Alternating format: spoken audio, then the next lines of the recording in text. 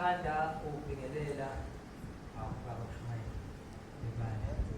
Ngiyabingelela kakhulu zilapho zethu ama-guest speakers. Ngibingelela kakhulu ama-guest wethu akhona namhlanje. Ngibingelele iNathesa Nazareth Tertiary Student Association,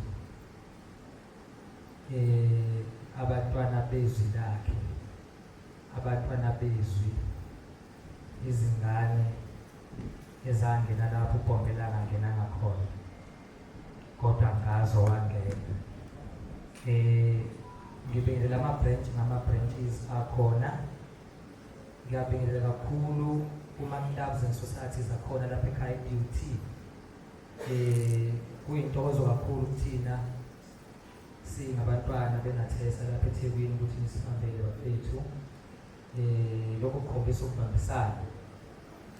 Siyabonga kakhulu umuntu nomuntu ofinyelele lapha udlala iqhaza elikhulu nokubamba indima enkulu ukuthi lo mthetho wempumelelo kangaka. Kuthina ngamosho ukuthi masifisa ukuthi we want to release ourselves.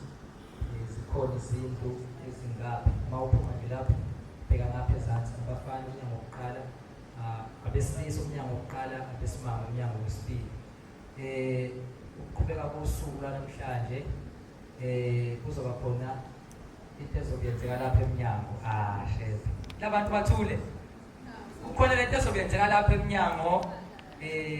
Uzokuyiphakela nje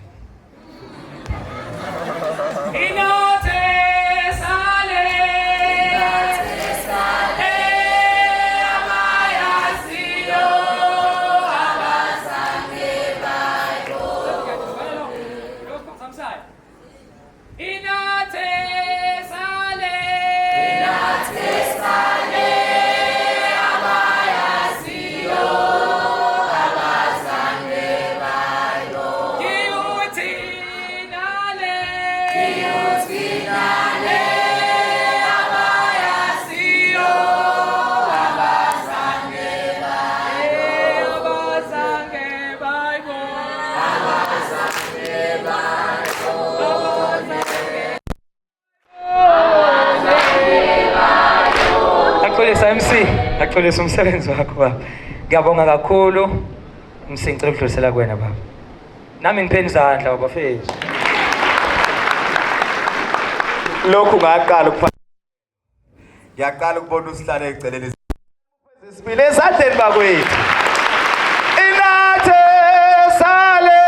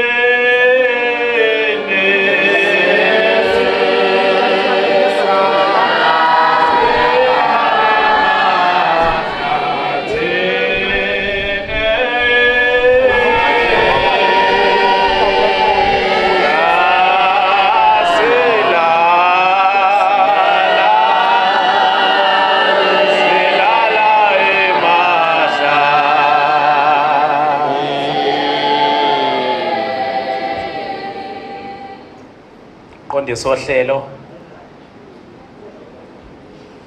bingelele kubaba Mshumayeli wenkosi, baba uGcwensa nobaba wethu ubaba uMthombeni phakathi kwethu.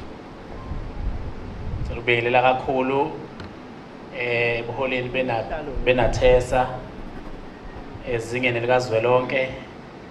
Ngibingelele ebuholini benathesa bama-branch ahlukene, ngibingelele ama-clubs and societies akhona nobuholi benabatsha nawo wonke umphakathi, ihlobo nabangani ezihambele lo mcimbi.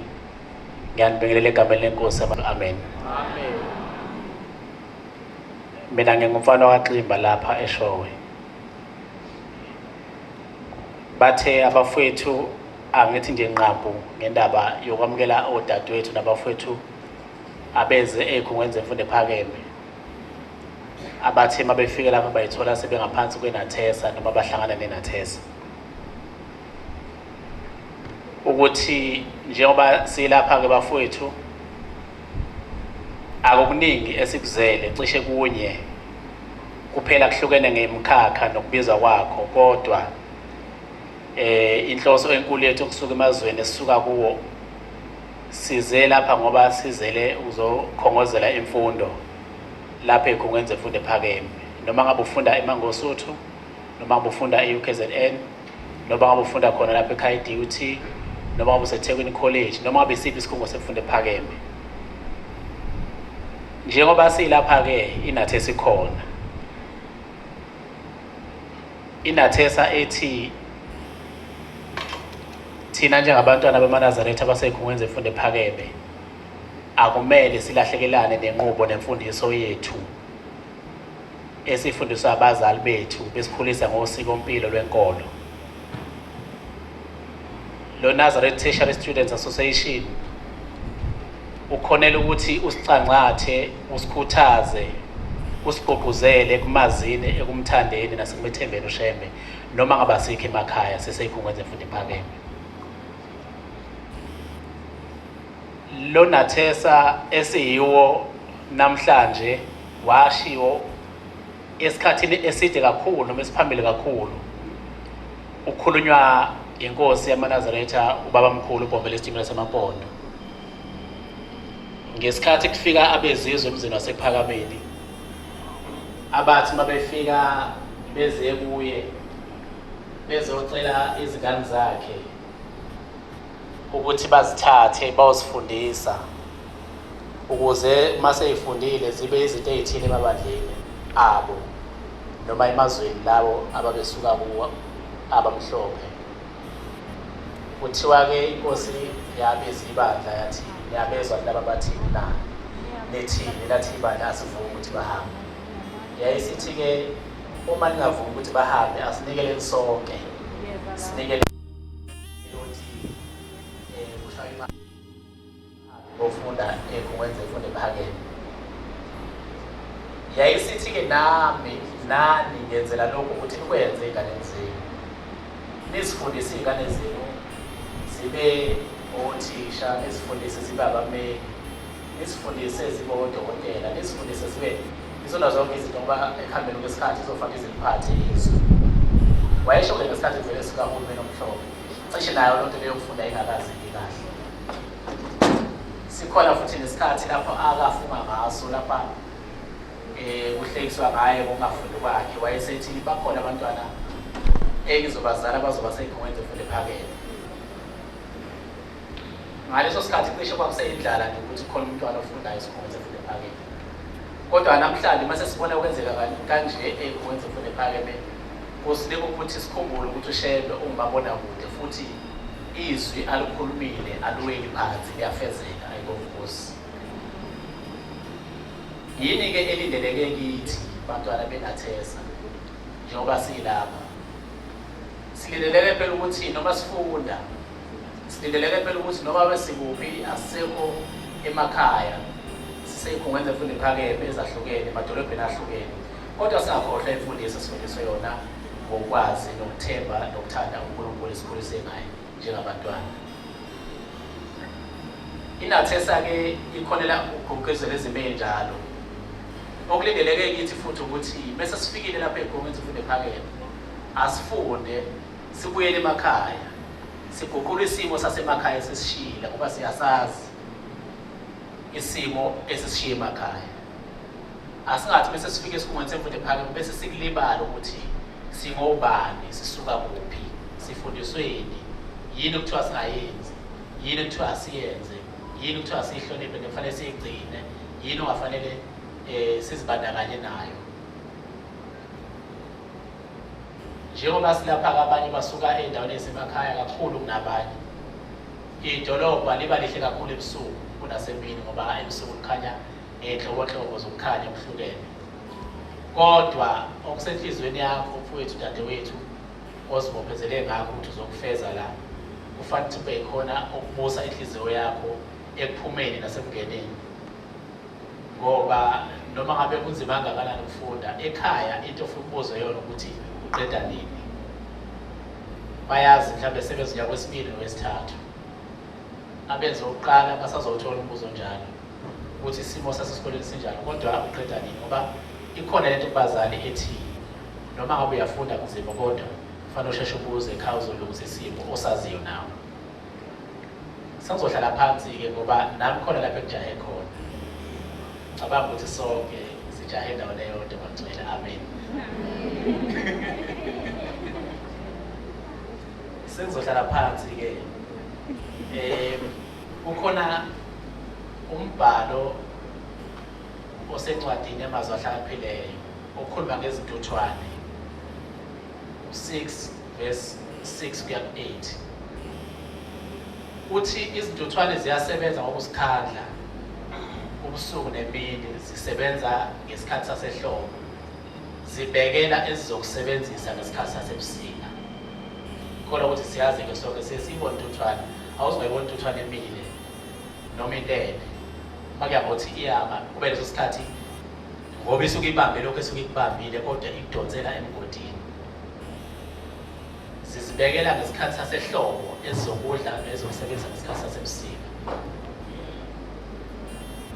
Ngiyukubonela umbhalo mhlambe uhambisana nesimo sethu thina abantwana abazofunda ukuthi njengoba sila sizofunda size ngezathu ezahlukene, kuhle singakulibala ukuthi ekwenzeni kwethu ey'ncwadini singasilindi isikhathi somzuzu wokugcina uma sekufanele sivivinye. Singasilindi isikhathi somzuzu wokugcina uma sekufanele senze lokho kufanele sikwenze. Asieksele ey'ncwadini ngesikhathi isikhathi sisekhona, ngoba isikhathi uma singasekho kuzoba lukhuni ukuthi sikwenze konke kube sezingeni lokufanele kube yilona ngesikhathi esifushane. Ziyasebenza ehlobo, zizibekela zona ziqoqa ezizokusebenzisa ngesikhathi sasebusika. Isikhathi sasebusika ngenathesa esalapha e-sport center noma esase-S10 basement noma ngabe yiphi indawo e-exam venue eniyisebenzisayo esikhungweni semfundo ephakeme osuka kuso, kodwa yiso leso sikhathi sobusika okudinga ukuthi usazi ukuthi noma ngabe kusehlobo kodwa sizohamba besifike. Sesifundile-ke sinjalo bafowethu, singakhohlwa ukuzithoba, singakhohlwa ukuhlonipha, singakhohlwa ukwazi ukuthi sisuka kuphi ukuze sizokwazi ukuthi siya kuphi.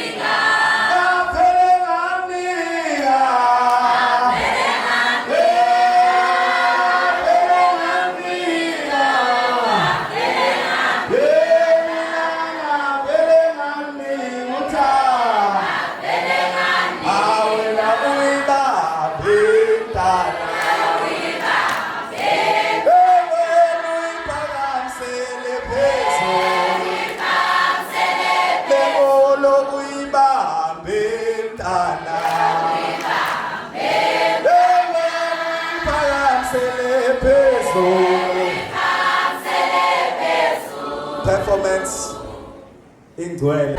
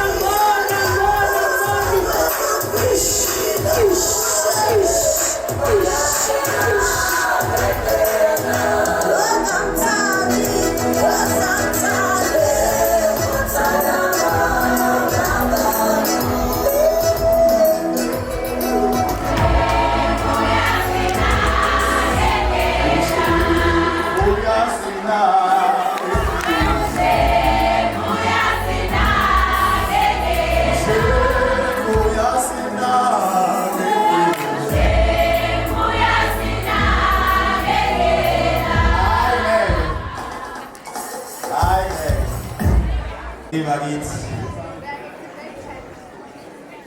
Hayi. Ake sibuyele la khona engizwile lapha emuva. Sengicela ukuzwa lapha phambili manje. Sengicela ukuzwa lapha phambili. Ngibile emuva ngizwile leya.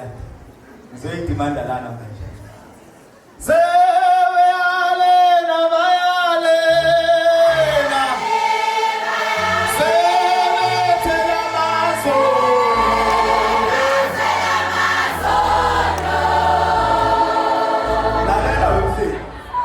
Yabona lento ethinta lapho mayini.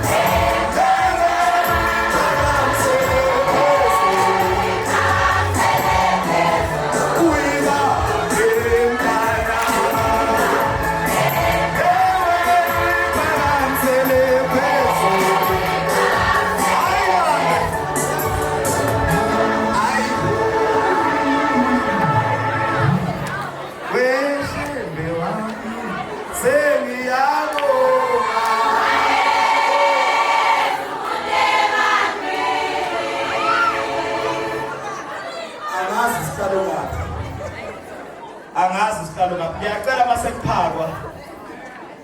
Kuqale ngalezi lapha ngemuva. Angazi kwenzakala. Oletha ungithandi.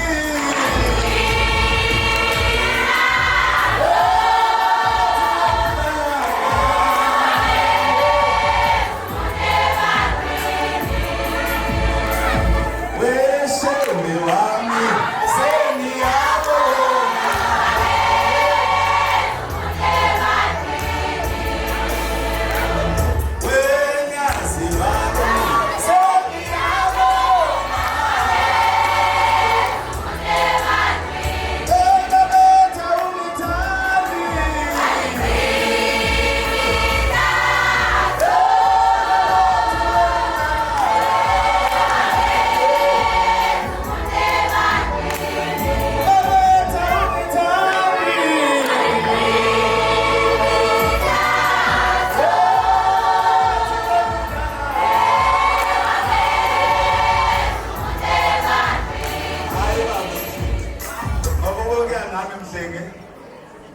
ethi ngizohlala kuphi